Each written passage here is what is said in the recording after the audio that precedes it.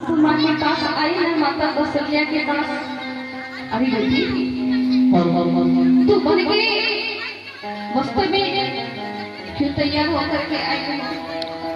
सीता कहती कि माँ आज मेरे पति को वनवास मिला है तो मैं अपने पति के साथ जाना चाहती हूँ। माँ कौशल्या कहती है अरे बेटी तू एक राजा घर की बेटी है, एक महारानी की तरह तुम पली बड़ी है और परमात्मा तुझे एक राजकुमारी बना करके इस संसार में लाए तो एक महारानी बन करके तू पति के घर आई। बेटी क्या तुम राम के साथ उन वन की कांटों को झेल पाओगी? बेटी तू मत जा, वो कष्ट वो पीड़ा मुझसे सहन नहीं हो पाएगी। सीता क्या कहते हैं ध्यान से सुनिएगा कि माँ आज मेरे पति पर बहुत बड़ा आपत्ति आया है। एक पत्नी का परम कर्तव्य होता है कि अपने पति के हर सुख दुख में उनका साथ दे। आज पत्नी व्रत धर्म निभाने की जब समय आया तो मैं कैसे पीछे हट सकती हूँ? और हाँ यदि मैं आज अपने पति के साथ नहीं गई, यदि मैं अपनी पति की सेवा में साथ में यदि मैं कहीं पीछे चूक गई ना तो कल की आने वाली भारतीय नारी हम सबों के लिए माँ सीता सोची थी कि कल की पीढ़ी में आने वाली भारतीय नारी कहीं हम पर उंगली ना उठा दे कि अरे जब सीता के पति पर आपत्ति विपत्ति आया था, जब उनको सीता की जरूरत थी तब सीता अपने पति के साथ नहीं गई थी, तो हम क्या अपने पति का साथ देंगे? लक्ष्मण भैया भी आए, सब लोग आश्चर्य में अरे लक्ष्मण तो तैयार होकर के आ गया। आखिर सभी लोग जानते हैं कि जहाँ राम वहाँ लक्ष्मण, लक्ष्मण के बिना राम अधूरे। लक्ष्मण को भी मना किया गया। सबसे पहले तो मेरे प्रभु राम कहें कि लखन तुम कहाँ जाओगे मेरे भाई? लखन भैया जब तक आपके और माँ के चरणों का दर्शन नहीं हो जाता मेरा तो प्रातः काल ही नहीं होता, सुबह ही नहीं होता। आप यदि 14 वर्ष वनवास में रहेंगे तो क्या आपको लगता है कि मैं भली भांति अयोध्या धाम में रह पाऊंगा? और भैया एक बात तनिक विचार कीजिए, यदि मैं आज अपने बड़े भाई के साथ नहीं गया तो कल का भारत का भाई कहेगा, कल की पीढ़ी में आने वाला भाई कहेगा कि जब लक्ष्मण के भाई पर आपत्ति आया तो लक्ष्मण अपने बड़े भाई का साथ नहीं दिया था, तो हम क्या साथ देंगे?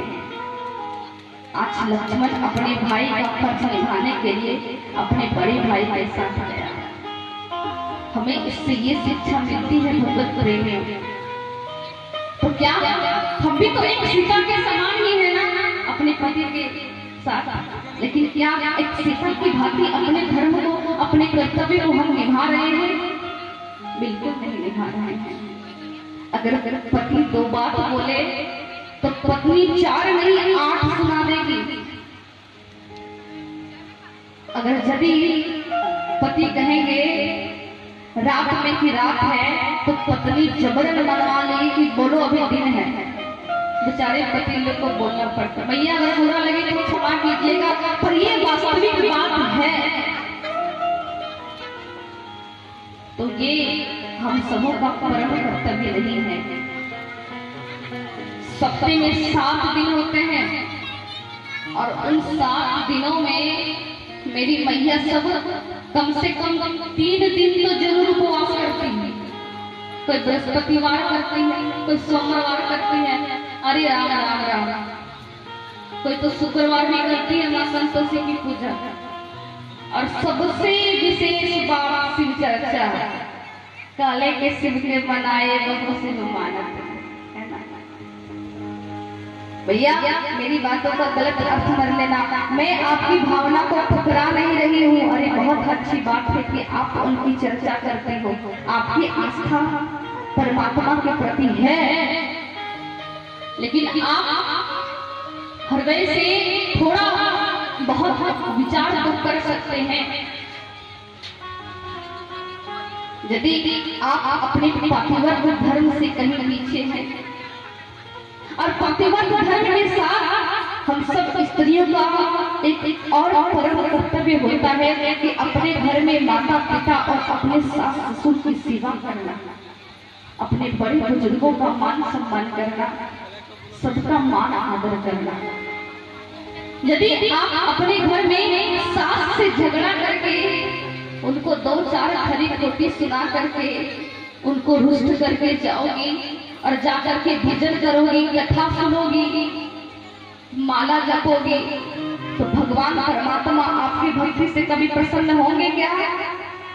कभी नहीं होंगे। अरे ऐसे इंसान से तो परमात्मा भी डरते हैं कि अरे जिनके लिए दिन रात मेहनत करता है बेचारा पति, बेचारी सास दिन भर झाड़ू हाथ में रखती है, बच्चे को गोद में रखती है, मलमूत्र को साफ करती है, ये स्त्री ये नारी उसकी नहीं हुई तो ये मेरा क्या होगा?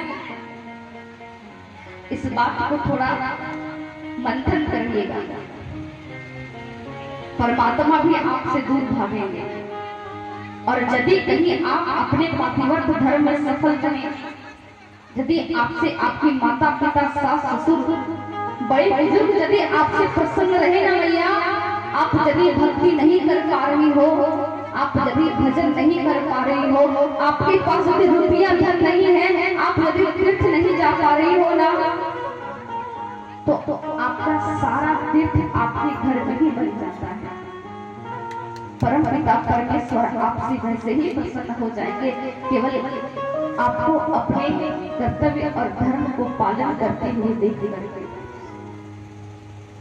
मेरा हाथ जोड़ करके आप सबों से निवेदन कि आप एक भारत देश की नारी हो। शायद आपको ज्ञात नहीं, आज अच्छा अभी नवरात्रि चल रहा है, चैत्र नवरात्रि चल रहा है। आज कौन से दिवस है? द्वितीय दिवस है आज। मैया आप कई मेरी मैया सब अनुष्ठान भी करती है, सबों के घर में दुर्गा सप्तशती का पूजन भी होता है। आप नौ कन्या का भोजन कराती हो ना, तो आप देवी स्वरूपा हो, आपको देवी का दर्जा दिया गया है। हर स्त्री के नाम के आगे या पीछे देवी लगाया जाता है। कोई पुरुष के नाम के आगे देवी या देवता लगाया जाता है? नहीं लगाया जाता है। आप उस महान देश में जन्म लिए हो जिस देश में माँ सीता आई थी, जिस देश में सावित्री बाई आई थी, जिस देश में मेरी राधा रानी आई थी। सुमंगली तुम्हें बुला रही है वेदों की शिक्षा सारी, ध्यान से सुनिएगा। सुमंगली तुम्हें बुला रही है वेदों की शिक्षा सारी, हर घर को तुम स्वर्ग बना दो, घर आंगन को फुलवा दो। उस फूल की कन्या हो तुम जिस फूल में जन्मी थी सीता, उस देश में तुमने जन्म लिया जिस देश में गूंज रही है गीता। सावधान रहना बहनों, लगे न कोई में चिंगारी, हर घर को तुम स्वर्ग बना दो, घर आंगन को फुलवा रही, हर आंगन को फुलवा रही। अरे एक स्त्री चाहे तो अपने घर को स्वर्ग से भी सुंदर बना सकती है, और यदि कहीं चाह ले एक स्त्री तो अपने घर को नर्क से बदतर भी बना सकती है, नर्क से बदतर भी बना सकती है। सब आपके ऊपर निर्भर है कि आपके मन में इच्छा कैसी है, आप अपने कर्तव्य को, आप अपने धर्म को किस प्रकार पालन कर रहे हो। भैया हमारा धर्म कहता है, हमारी संस्कृति कहती है कि एक स्त्री का परम कर्तव्य होता है कि अपने मुंह से पति का नाम ना ले। ये मैं नहीं, ये मेरा शास्त्र कह रहा है। लेकिन अभी के समय में जो पढ़ी लिखी है, अरे इतनी पढ़ी लिखी है, फैशन आ रहा है, अपने पति को मानो ऐसे बुलाती जैसे अपने बच्चे को बुला रही है। भैया पहले के समय में जब मेरे प्रभु राम चलते थे तो पीछे सीता चलती थी। जब पहले पति चले उसके बाद पत्नी को चलना है। लेकिन अभी के समय में दोनों पति पत्नी ऐसे चलते हैं कि पता ही नहीं चलता कि भाई बहन है कि पति पत्नी है। आखिर क्यों ना चले, फैशन जो आ गया है, आप अपने फैशन को अपने पास रखो। मैं कौन होती हूँ मना करने के लिए? आपका जीवन आपकी जैसे मर्जी आप यापन करो, लेकिन हाँ धर्म को ध्यान में रख करके, अपनी संस्कृति अपनी सभ्यता को ध्यान में रख करके आप सुंदर जीवन यापन करो। कौन मना किया है?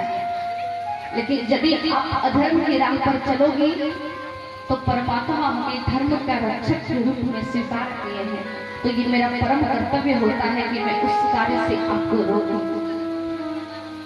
अच्छा, ये मैयाओं का कर्तव्य है कि अपने पातिव्रत धर्म के साथ अपने बड़े बुजुर्ग माता पिता का मान सम्मान करना, और साथ में यहाँ उपस्थित जितने भी भाई लोग हैं या फिर जितने लोग मेले में घूम रहे हैं, अगर मेरी बात आपके कानों तक पहुंच रही है तो एक बात आप सभी लोग भी सुनिएगा।